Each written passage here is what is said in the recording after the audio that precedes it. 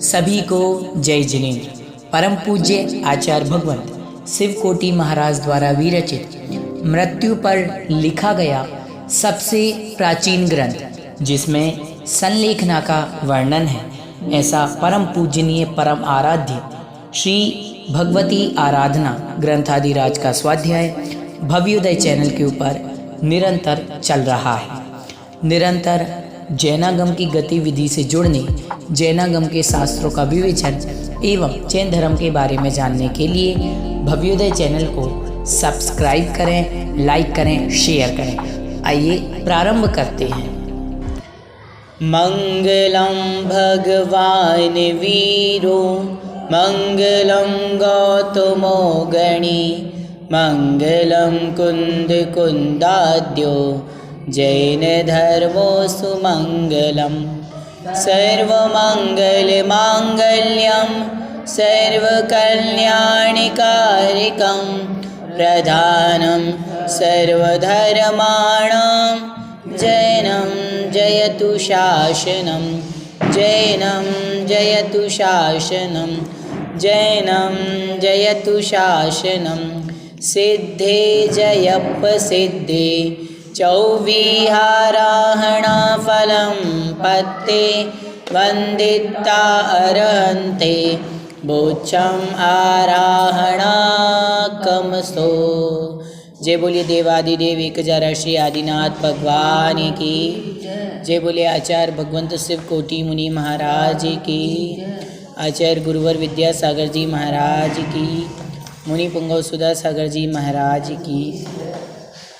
कल अपनी भगवती आराधना ग्रंथादिराज में चर्चा चली थी कि किस प्रकार से भगवती आराधना ग्रंथादिराज में किस क्रम से और किस किस चीज़ का वर्णन है, उसकी सामान्य भूमिका को हमने जाना था। आइए आज हम मूल ग्रंथ प्रारंभ कर रहे हैं और इसकी सबसे प्रथम गाथा मंगलाचरण के रूप में आचार्य भगवंत ने लिखी है। उसका उच्चारण अभी हमने मंगलाचरण के माध्यम से किया और आचार्य भगवंत कहते हैं कि इस शास्त्र में सम्यक दर्शन, सम्यक ज्ञान, सम्यक चारित्र और सम्यक तप की आराधना का स्वरूप, भेद, उसके उपाय, साधन, सहायक और फल का कथन किया जाएगा। अतः अपने और उसके सुनने वालों के प्रारंभ कार्य में आने वाले विघ्नों को दूर करने में समर्थ मंगल स्वरूप शुभ परिणाम करते हुए आचार्य भगवंत ने उसके उपायभूत सिद्धे जयप सिद्धे इत्यादि गाथा कही। इसके संबंध में अन्य टीकाकार कहते हैं कि विषय में राग से निवृत्त और समस्त परिग्रह के त्यागी जिन साधक की आयु समाप्त होने वाली है, उसको आराधना के विधान का सम्यक बोध कराने के लिए यह शास्त्र रचा गया है तथा उसकी निर्विघ्न प्रसिद्धि के लिए यह मंगलकारक गाथा है। इस पर हमारा कहना है कि असंयत सम्यक दृष्टि अर्थात चतुर्थ गुण स्थानवर्ती, संयता संयत पंचम गुण स्थानवर्ती, प्रमत्त संयत षष्ठम गुण स्थानवर्ती, अप्रमत्त संयत सप्तम गुण स्थानवर्ती आदि भी आराधक ही हैं। तब यह क्यों कहते हैं कि विषय में के राग से निर्वृत्त समस्त परिग्रह के त्यागी साधक के लिए यह ग्रंथ रचा गया है। असंयत सम्यक दृष्टि और संहिता संयत ना तो विषयानुराग से निर्वृत्त होते हैं और ना समस्त परिग्रह के त्यागी होते हैं तथा जिनकी आयु समाप्त होने वाली है। यह कथन भी यथार्थ नहीं है, क्योंकि आगे अणुलोमा व सत्तु इत्यादि गाथा सूत्र द्वारा ग्रंथकार जिनकी आयु समाप्त होने वाली अभी नहीं है उनके भी आराधकता दिखलाएंगे। शंका उपस्थित करते हैं कि अन्य शास्त्रों के प्रारंभ में 5 गुरुओं को नमस्कार किया गया है और उनमें प्रारंभ में अरिहंतों को ही ग्रहण किया है, किंतु यहाँ सिद्ध और अरिहंत 2 को ही ग्रहण किया है और वह भी विपरीत क्रम से, अर्थात अरिहंतों का ग्रहण प्रथम और सिद्धों का ग्रहण प्रथम और अरिहंतों का बाद में। इस प्रकार विपरीतता का कारण क्या है?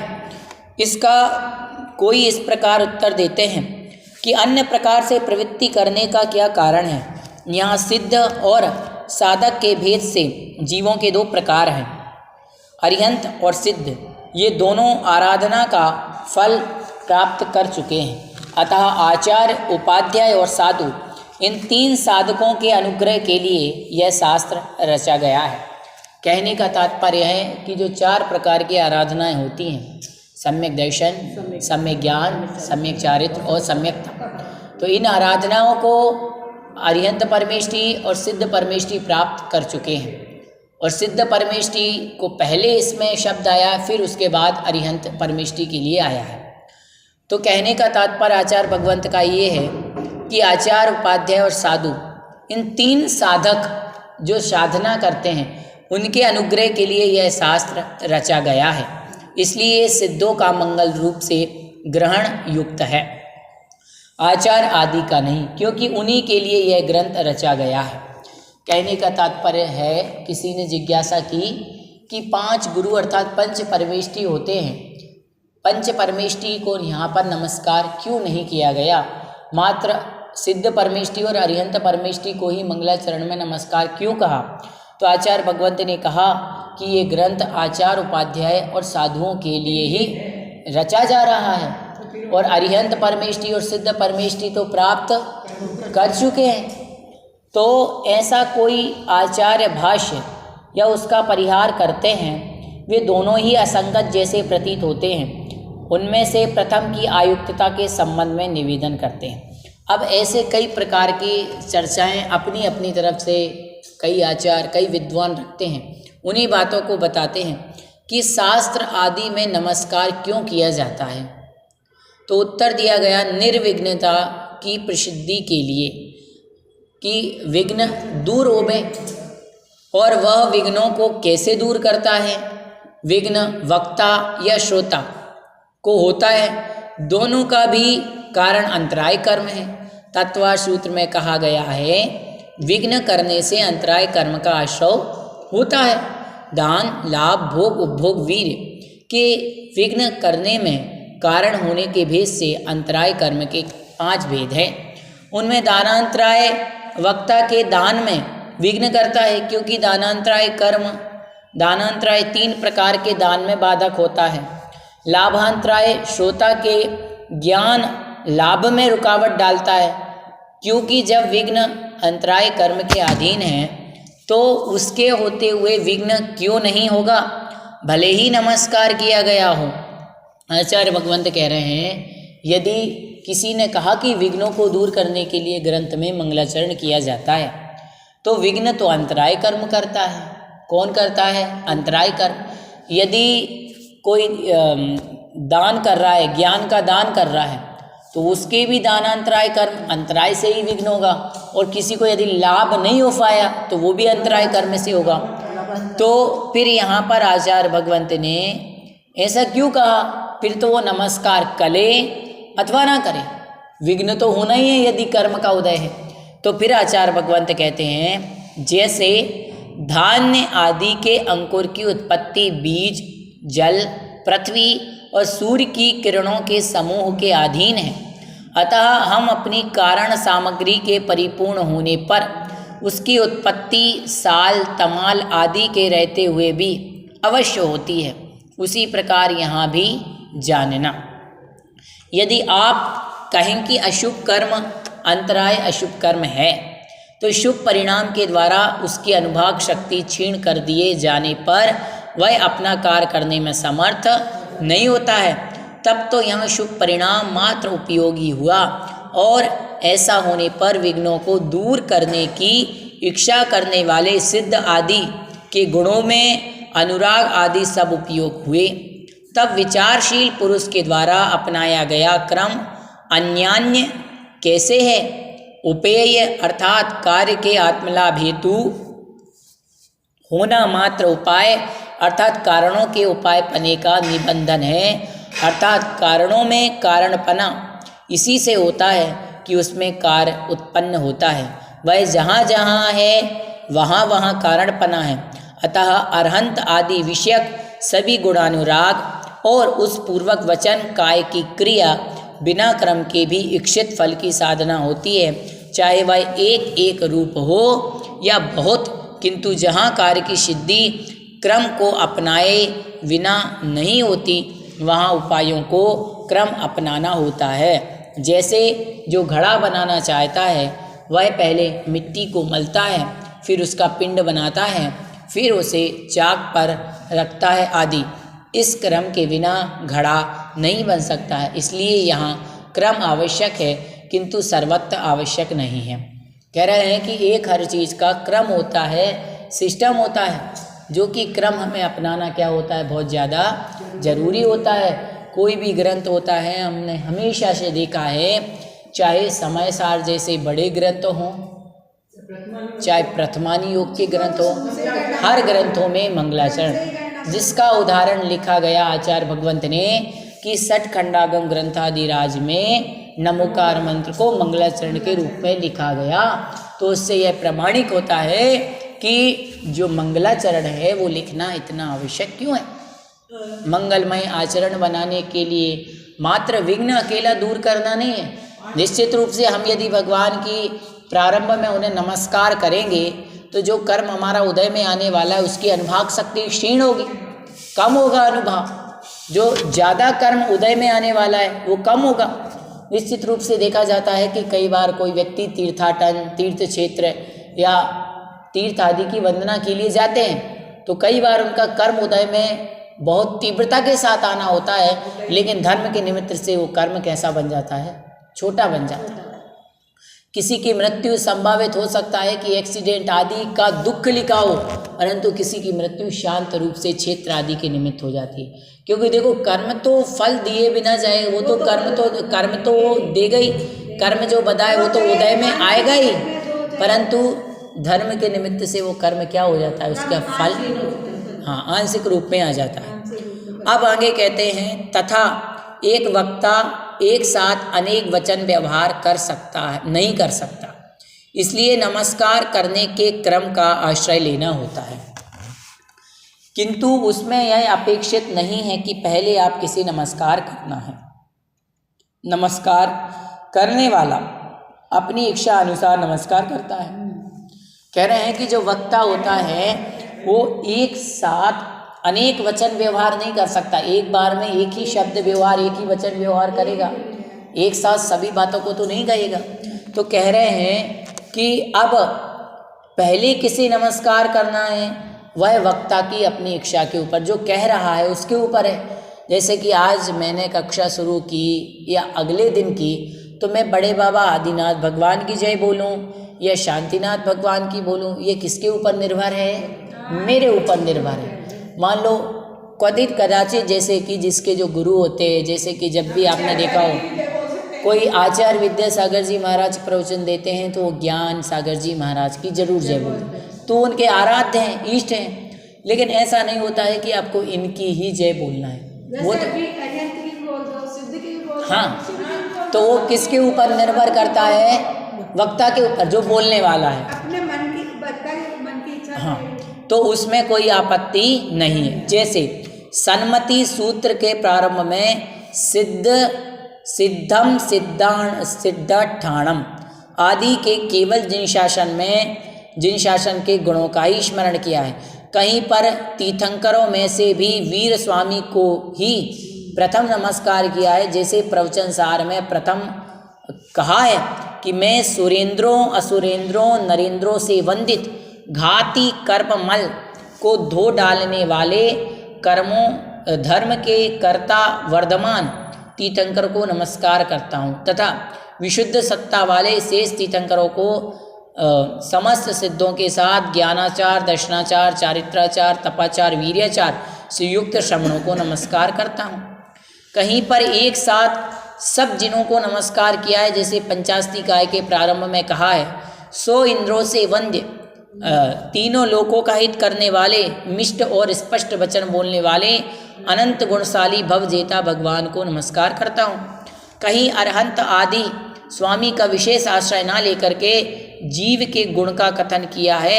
जैसे 10 वैकालिक सूत्र के प्रारंभ में धर्म उत्कृष्ट मंगल है आदि कहा। इस प्रकार विविधता होते हुए विपरीतता की अरिहंतों से पहले सिद्धों को नमस्कार क्यों किया, इस प्रकार आशंका कैसी। मतलब आचार्य भगवंत ये कहते हैं कि जो अनेक अनेक ग्रंथ हुए सब में आचार्य भगवंतों ने अपनी अपनी शिक्षा के अनुसार नमन किया। जैसे कि हम एक ग्रंथ ले लें रत्नकरंडक शापकाचार, उसमें कहा नमः श्री वर्धमानाय, तो भगवान महावीर स्वामी को नमस्कार किया तो वहाँ पर नमः श्री अजितनाथाय भी लिख सकते थे, नमः श्री संभवनाथाय, परंतु वो आचार्य भगवंत की स्वेच्छा है। हाँ, जैसे कि आप देखोगे द्रव्य संग्रहकार ने क्या लिखा है, जिन्होंने द्रव्य, हाँ, जीवम अजीवम नवम, मतलब उन्होंने कहा जीव अजीव जो द्रव्यों का कथन करने वाले हैं। फिर उन्होंने आगे कहा कि जो प्रथम तीर्थंकर भगवान आदिनाथ है, बसवेण बसहेण, वहाँ पर शब्द आया कि मैं आदिनाथ, हाँ, और जो कितने देव विंद विंद बंदम, जो 100 इंद्रों से वंदनीय है, ऐसे आदिनाथ भगवान को मैं क्या करता हूँ, नमस्कार करता हूँ। तत्वाशु जी के जो रचयिता आचार्य उमा स्वामी महाराज हुए, उन्होंने किन्हीं भगवान विशेष का नाम नहीं लिया, उन्होंने कहा जो तो वीतराग सर्वज्ञ और हितोपदेशी गुणों के धारी हैं, उनको मैं उनके गुणों की प्राप्ति के लिए नमस्कार कर रहा हूँ। सभी आ गए, तो ऐसा वहाँ पर कुछ भी नहीं है कि ये कहना ही। जैसे आलाप पद्धति में देखोगे आप तो उन्होंने क्या लिखा वहाँ पर, किसी का नाम सबका नहीं दिया, केवल एक लिख दिया, नत्वा वीरम जिनेश्वरम लिखा, गुणा नाम विस्तरम वक्षे स्वभावा नाम तथैव च पर्यायाणाम विशेषेण। तो वहाँ पर आचार्य भगवंत ने महावीर भगवान को नमस्कार तो किया ही किया है, और साथ में कह दिए कि 24 तीर्थंकर भगवान भी इसमें क्या हो गए, समाहित हो गए। तो जरूरी थोड़ी है कि किसे, हाँ, तो ऐसे ही यहाँ पर जितने सिद्ध परमेष्टि को नमस्कार किया तो जितने अनंतानंत सिद्ध हो गए उन सबको नमस्कार हो गया, और जितने आचार्य परमेष्टि जितने अरियंत हो गए उन्हें नमस्कार हो गया। चूँकि ये ग्रंथ आचार्य उपाध्याय और सर्व साधु के जीवन के लिए अधिक महत्वपूर्ण है, उनके लिए उत्कृष्ट संलेखना आदि कैसे ग्रहण करनी है उसका वर्णन है, इसलिए उन्हें नमस्कार यहाँ पर विशेष रूप से नहीं किया। अब आगे, हाँ, उनके लिए ही है। अब फिर प्रश्न उठता है कि अपन गृहस्थ क्यों पढ़ें। अरे भैया, गृहस्थ ही तो जाकर के आगे मोक्ष मार्ग में जाता है, आज नहीं तो कल, कल नहीं तो परसों, कभी तो जाना पड़ेगा ना। तो मालूम तो हो कि वो कैसे मुनिराज इतनी बड़ी समाधि संलेखना को ग्रहण करते हैं, ताकि हम उनकी कम से कम अनुमोदना कर सकें, जान सकें, समझ सकें, और कदाचित ग्रंथ पढ़ते पढ़ते हमारे भाव बन जाए और पक्के भाव हो जाए। देखो, कभी कह नहीं सकते किसके परिणाम कब परिवर्तित हो जाए, भाव परिणमाने में समय नहीं लगता। वो अंजन चोर का उदाहरण क्या था, उसने तो केवल एक सेठ को कोई क्रिया करते हुए देख लिया और उसको देख करके उसके भाव परिवर्तित हो गए, और उसको जैन धर्म, सेठ को जैन धर्म तो वो स्वरूप जानता ही नहीं था, सेठ के वचनों पर इतना विश्वास हो गया, इतना श्रद्धान हो गया कि उसको सम्यक की प्राप्ति हो गई और आकाशगामी में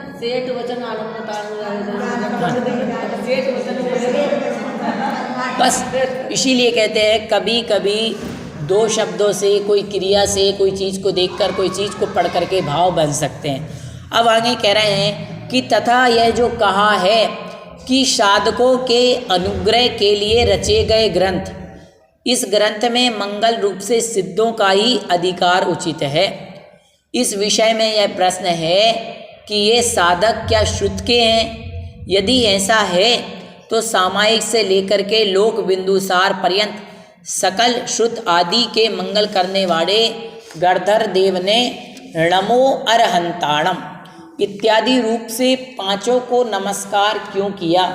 इसलिए आपकी व्याख्या सूत्र विरोधिनी है तथा इसी गाथा सूत्र से भी विरुद्ध है, क्योंकि इसी गाथा में वंदिता अरहंते कहकर अरिहंतों का भी ग्रहण किया। यदि अरिहंत कहोगे, यदि कहोगे तो वे भी सिद्ध हैं, तो उनकी पृथक ग्रहण व्यर्थ है। यदि कहोगे कि वे एक देश सिद्ध हैं इसलिए उनका पृथक ग्रहण किया, तो आचार्य आदि का ग्रहण क्यों नहीं किया? क्योंकि वे भी एक देश सिद्ध हैं। एक देश सिद्ध होने पर अरिहंत का भी आराधक रूप से ग्रहण अपनी व्याख्या के विरुद्ध आ जाता है। गाथा जगत के प्रसिद्ध 4 प्रकार की आराधना के फल को प्राप्त अरिहंतों और सिद्धों और अरिहंतों को नमस्कार करके क्रम से आराधना कहूँगा। ये ग्रंथ के मंगलाचरण का अर्थ है। क्या अर्थ हुआ मंगलाचरण का? कि जगत के में प्रसिद्ध 4 प्रकार की आराधना के फल को प्राप्त सिद्धों और अरिहंतों को नमस्कार करके क्रम से आराधना को कहूँगा। भाई जो कर चुके, हाँ, जिन्होंने प्राप्त कर लिया, जिन्होंने आराधना को प्राप्त कर लिया, उनको इन्होंने नमस्कार किया और फिर क्रम से आराधना का स्वरूप कहेंगे। अब आगे कह रहे हैं कि सिद्ध शब्द में सिद्ध शब्द के 4 अर्थ होते हैं। एक तो नाम सिद्ध, स्थापना सिद्ध, द्रव्य सिद्ध और भाव सिद्ध। तो चाहे सम्यक्त्व, केवल ज्ञान, केवल दर्शन, वीर्य, सूक्ष्मता, अतिशयवती अवगाहना, सकल बाधा रहितता, अव्याबाद, ये गुण सिद्ध शब्द की प्रवृत्ति के निमित्त हैं। अर्थात जिनमें ये गुण होते हैं उन्हें सिद्ध कहते हैं। इन गुणों की अपेक्षा न करके किसी में प्रवृत्त सिद्ध शब्द नाम सिद्ध है। जैसे कि किसी का नाम रख दिया सिद्ध, तो क्या नाम रखने से वर्तमान किसी मनुष्य का नाम सिद्ध रख दिया तो क्या वो सिद्ध बन गया? तो जहाँ पर गुणों की अपेक्षा ना हो, केवल लोक व्यवहार के लिए किसी का नाम रख दिया सिद्ध, तो वो कौन हो गया? सिद्ध। महावीर रखते हैं ना। हाँ, किसी का नाम महावीर रख दिया तो महावीर हो गया। नाम से थोड़ी हाँ, किसी का नाम सुन लो, देखो किसी का नाम रख दिया ज्ञानी, और काम कौन से करे? अज्ञानी। अब काम तो अज्ञानी करे और नाम इतना अच्छा लग दिया। किसी का नाम किसी ने रख दिया पारस, महावीर। तो नाम मात्र किसके लिए है? लोक व्यवहार के लिए। शंका, सिद्ध शब्द की प्रवृत्ति का निमित्त उसके स्वरूप की निष्पत्ति है, सम्यक्त्वादि गुण की नहीं। समाधान, आपका कथन यथार्थ है। पूर्व शरीर के आकार से किंचित कम जो आत्म रूप कहा है सिद्ध का, उसकी निष्पत्ति के निमित्त को हम स्वीकार करते हैं। पूर्व भाव प्रज्ञापन नए की अपेक्षा अंतिम शरीर में प्रविष्ट हुआ जो आत्मा दूध में मिले हुए पानी की तरह आकारवत्ता को प्राप्त हुआ, शरीर के नष्ट हो जाने पर भी उस आत्मा को अंतिम शरीर से किंचित न्यून आकार वाला बुद्धि में स्थापित करके यह वही है। इस प्रकार से स्थापना मूर्ति को स्थापना सिद्ध कहते हैं।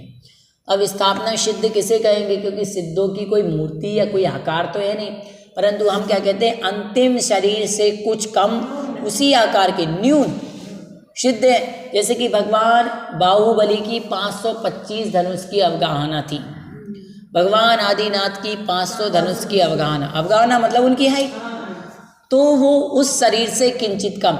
अब भगवान आदिनाथ भगवान पद्मासन में बैठ करके जैसे मोक्ष गए, अब पद्मासन में भगवान बैठ करके मोक्ष गए, तो पद्मासन में सिद्धालय में भगवान अंतिम शरीर से कुछ न्यून आकार में वहाँ पर विराजमान है, तो उसे कहा गया स्थापना सिद्ध, है ना। 2 हो गए, नाम सिद्ध और स्थापना सिद्ध।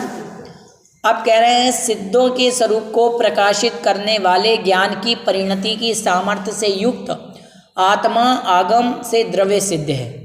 कि सिद्धों के स्वरूप को जो प्रकाशित करने वाले ज्ञान की परिणति की सामर्थ्य से युक्त आत्मा आगम द्रव्य सिद्ध है।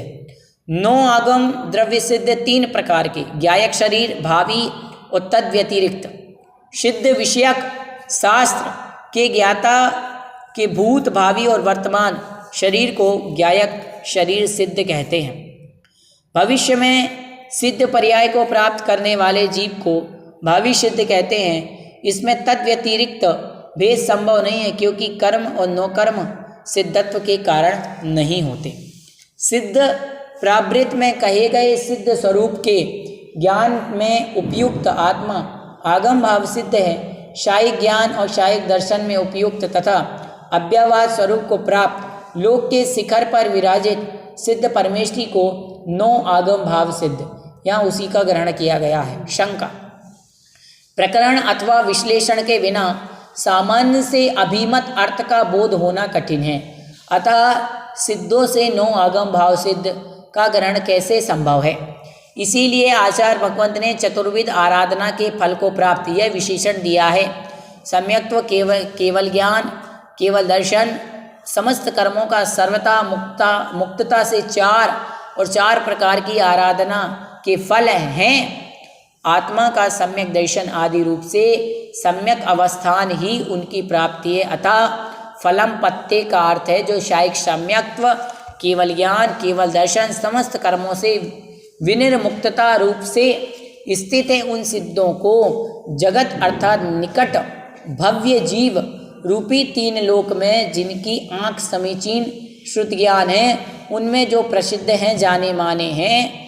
अरिहंते यहाँ यद्यपि 4 शब्द नहीं है, फिर भी समुच्चय रूप से अर्थ का ज्ञान होता है। जैसे प्रतिव्यप तेजो वायु आकाशम कालो दिगात्मा मन इति द्रव्याणि।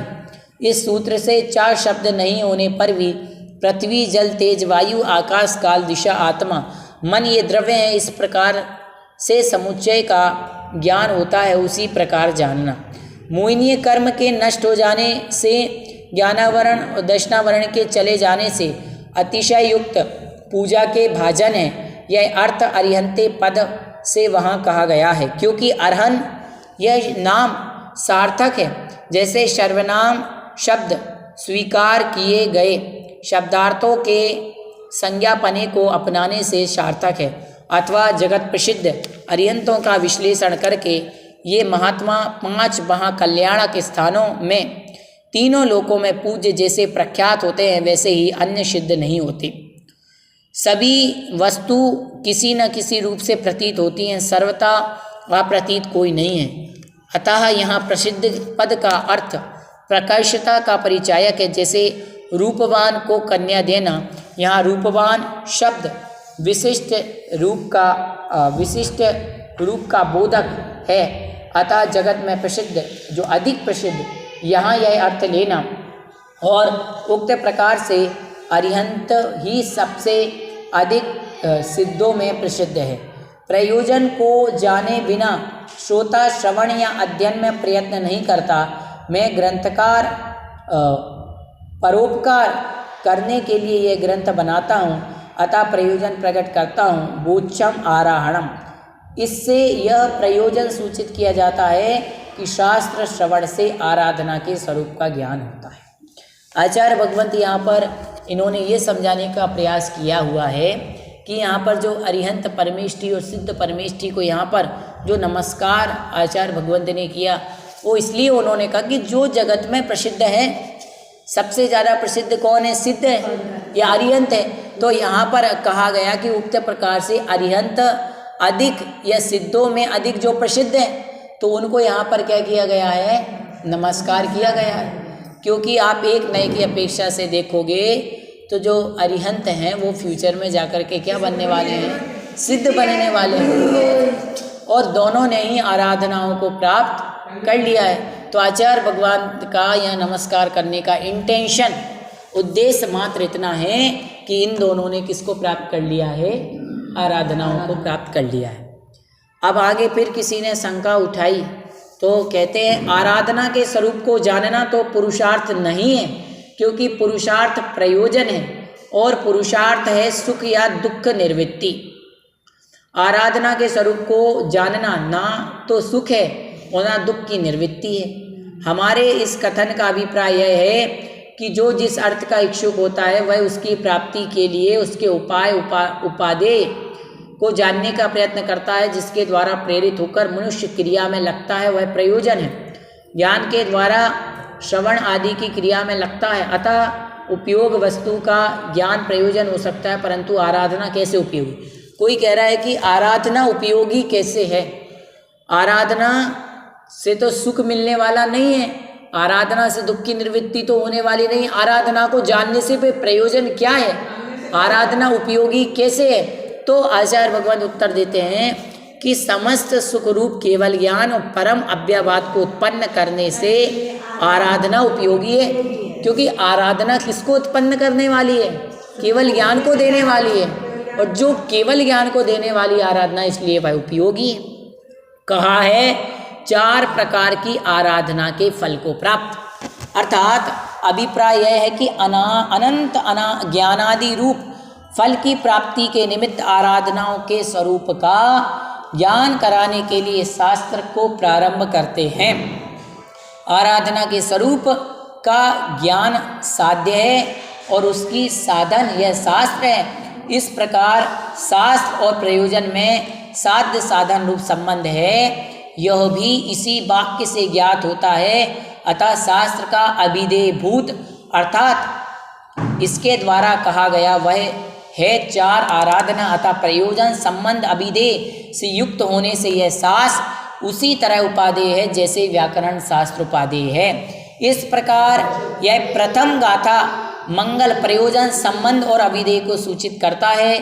कमसो का अर्थ क्रम से यहाँ पर अर्थात पूर्व शास्त्रों में जैसा कहा वैसा ही कहूँगा, इससे यह क्रम सूचित किया जाता है। यह ग्रंथकार अपनी बुद्धि की उपज नहीं है, अपितु आप्त पुरुषों के वचन के अनुसार होने से प्रमाण है। कमसों के साथ पुम्म सुत्ताणम पूर्व शास्त्रों के वाक्यांश का अध्याहार करने से यहाँ पर उक्त अर्थ निकलता है। अर्थात आचार्य भगवंत ने कहा कि जो यहाँ पर हमने कमसो शब्द दिया उसका अर्थ ये है कि मैं अपने मन से नहीं कह रहा हूँ। आचार्य भगवंत इतने बड़े शिवकोटि महाराज क्या कह रहे हैं कि पूर्व में जो बड़े बड़े आचार्य भगवंत ने गणधर महाराज आदियों ने जो जिन आगम का कथन किया, समाधि का स्वरूप, संलेखना का विवेचन, आराधनाओं का स्वरूप बताया, उसको मैं क्रम से आगे कह रहा हूँ, है ना। ये बात आचार्य भगवंत ने कही। फिर का पुव्व सुत्ताणम एक शब्द इन्होंने ये भी दिया, तो आचार्य भगवंत ने कहा इसका अर्थ ये कि पूर्व में जो शास्त्र लिखे गए, क्यों आचार्य भगवंत कोई भी आचार्य हो वो अपने मन से नहीं कहते। यहाँ तक कि पंडित दौलत राम जी जब छेडाला पढ़ी थी तो उसमें भी उन्होंने कहा था कि जो पूर्व आचार्यों की कही मुनि यथा, जो मुनियों के द्वारा कही गई उसको कहा। तो इस प्रकार से आज ये हमारी पहले नंबर की गाथा हुई, और पहले नंबर की गाथा में हमने क्या समझा कि पहले नंबर की गाथा में आचार्य भगवंत ने कहा कि मैं जो सिद्ध परमेष्टि और अरिहंत परमेष्टि हैं, जिन्होंने 4 आराधना के फल को प्राप्त कर लिया है। 4 आराधनाओं का फल क्या है? सिद्धत्व। उस सिद्धत्व को जिन्होंने, केवल ज्ञान को जिन्होंने प्राप्त कर लिया है, उनको मैं नमस्कार करके 4 आराधना का स्वरूप कहूँगा। आज के लिए इतना ही, कल दूसरी गाथा पढ़ेंगे। जिनवाणी स्तुति। शास्त्र पठन में मेरे द्वारा यदि जो कहीं कहीं प्रमाद से कुछ अर्थ वाक्य पद मात्रा छूट गई, सरस्वती मेरी उस त्रुटि को कृपया क्षमा करें और मुझे कैवल्य धाम में महाविलंब धरें। जय बोलिए आचार्य भगवंत शिव कोटि मुनि महाराज की जय।